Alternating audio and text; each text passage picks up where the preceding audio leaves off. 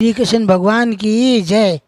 देखो बेटा, बड़ सावित्री पूजा विधि अमावस का वेला तो 14 के दिन रात का चीना भिजो दीजो।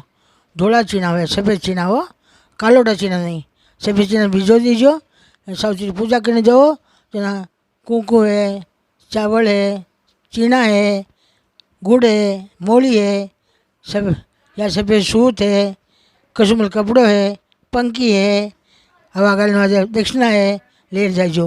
बटे हाथ में चीना ले कहानी सुनी जो।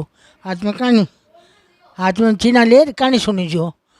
कहानी सुने विमान प्राण है कि मैं चीना में तो जम राजा बोलो पाँचों सावित्री पचीरो प्राण भी मिलाया, चीना मिलाया तो वो इन माने सासू मान पगा लागो तो चीना जी कटोरी भर चीना जी पगा लागजो।